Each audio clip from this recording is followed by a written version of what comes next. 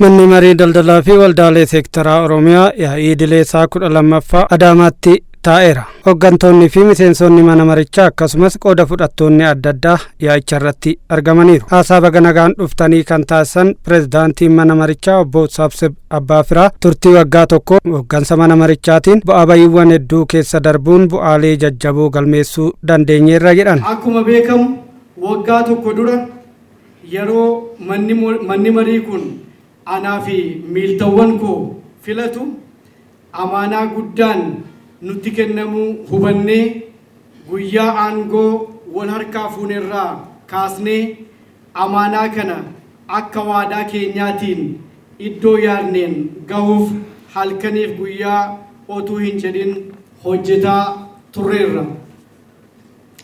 Akkuma waadaa keenyaatiinis milkoofnee hadda manni marii daldalaaf waldaan seektara Oromiyaa iddoo kaleessa ture irraa fagaatee bakka mul'ata isaa gahuuf fuulduratti imaluu eega jalqabee bubbuleera.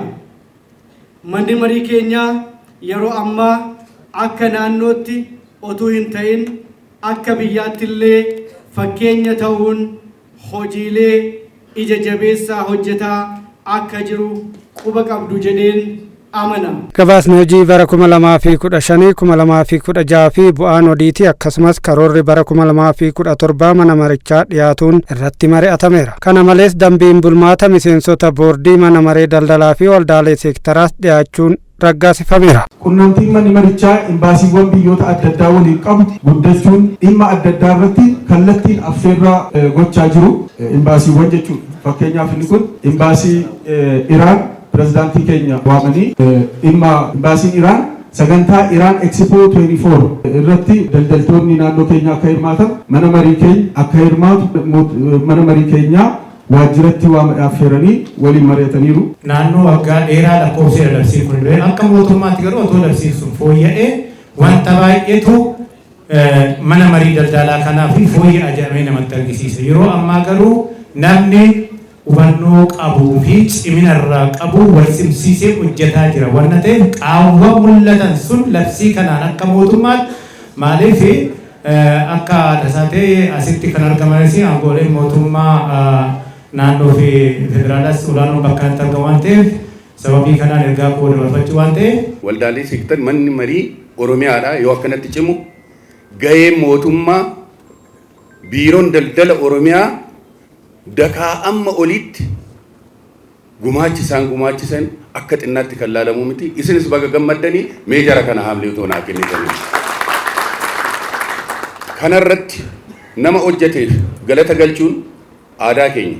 Dhimmoota marichaan ka'an irratti yaada kan kennan hooggantuun biiroo daldalaa Oromiyaa adde Masarat Asaffaa manni marii daldalaa fi waldaalee seektaraa Oromiyaa gahee daldalaa fi mootummaa gidduutti akka riqichaatti tajaajiluu bahateen wal unatiisni gaariin akka jiraatu taasisuun mirga miseensa isaa kabachiisuu bira darbee galiin naannichaa akka dabalus tolcheera jedhan. Fedhiin mootummaa hin jira akkasuma immoo fedhiin miseensa isaan ijaaree jira jechuudha.